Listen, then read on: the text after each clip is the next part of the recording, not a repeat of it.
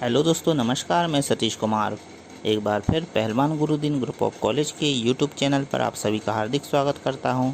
आज हम बात करने वाले हैं बीए प्रथम वर्ष के समाजशास्त्र द्वितीय प्रश्न पत्र के अंतर्गत हिंदू महिलाओं की समस्याओं के बारे में।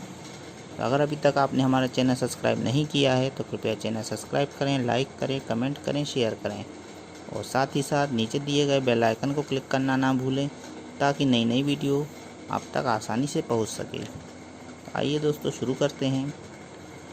हिंदू समाज पुरुष प्रधान समाज है। भारत में परंपरागत रूप से पितृसत्तात्मक संयुक्त परिवार व्यवस्था पाई जाती है, जिसमें परिवार के पुरुष सदस्यों को तो अनेक अधिकार एवं सुविधाएं प्राप्त होती है, किंतु स्त्रियों को उनसे वंचित किया गया है।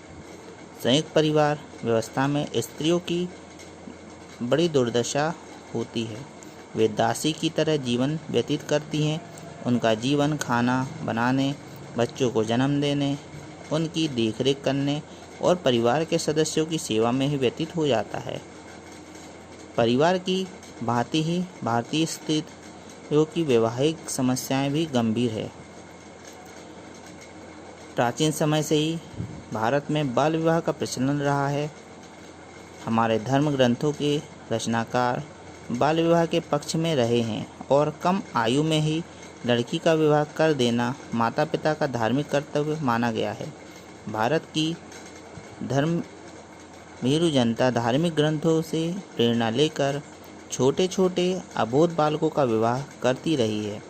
आज भी गाँवों में ऐसे विवाह संपन्न होते हैं। महाराष्ट्र में तो 2 गर्भवती स्त्रियां पहले से ही यह तय कर लेती है कि उनमें से एक को लड़का और दूसरे को लड़की हुई तो दोनों का परस्पर विवाह करवा दिया जाएगा।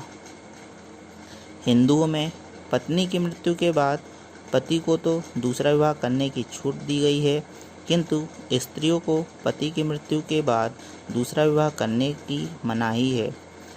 विधवा स्त्री अच्छा भोजन नहीं कर सकती। उसके भोजन में मीठे, चटपटे, स्वादिष्ट और पौष्टिक तत्वों के स्थान पर सादा वस्तुएं मात्र ही होना चाहिए।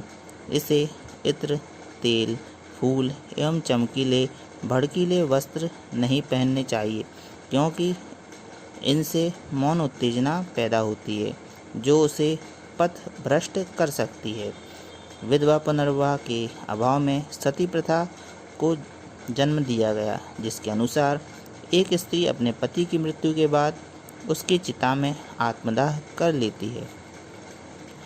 वर्तमान में दहेज भी एक मामूली समस्या नहीं बल्कि एक गंभीर समस्या बन गई है, जिसके कारण माता पिता के लिए लड़कियों का विवाह एक अभिशाप बनकर रह गया है। जीवन साथी चुनने का सीमित क्षेत्र, धन का महत्व आदि के कारण दहेज लेना और देना आवश्यक हो गया है। दहेज के कारण न जाने कितनी ही स्त्रियों की जाने गई है। आए दिन पत्र पत्रिकाओं में दहेज के कारण स्त्रियों को जला देने, उनकी हत्याएं के समाचार पढ़ने को मिलते रहते हैं। दहेज ने ही बालिका वधू, पारिवारिक विघटन आदि जैसी समस्याओं को जन्म दिया है। दहेज के कारण ही कई परिवारों में पुत्री के जन्म को अपशगुन माना गया है। हिंदुओं में स्त्री के लिए पतिव्रत एवं सतीत्व की बात कही गई है, अतः स्त्री द्वारा पति को त्यागने की कल्पना ही नहीं की जा सकती और ऐसा करना उसके लिए सामाजिक एवं धार्मिक दृष्टि से अनुचित माना गया है। यद्यपि वैदिक काल में कुछ विशिष्ट परिस्थितियों में, जैसे पति दुष्चरित्र हो जाए, जाति से युक्त हो जाए आदि ऐसी स्थितियों में पत्नी पति को तलाक दे सकती थी, किंतु ईसा काल से ही नैतिकता की दुहाई देकर विवाह विच्छेद को अधार्मिक, अपवित्र एवं घृणित कार्य समझा जाने लगा है और बाद में इस पर कठोर प्रतिबंध लगा दिए गए हैं। भारत में स्वास्थ्य का भी निम्न स्तर पाया जाता है। इसमें कई कारण है, गरीबी, बेकारी आदि ऐसी कई समस्याएं हैं जिसके कारण स्वास्थ्य संबंधी समस्याएं उत्पन्न होती है।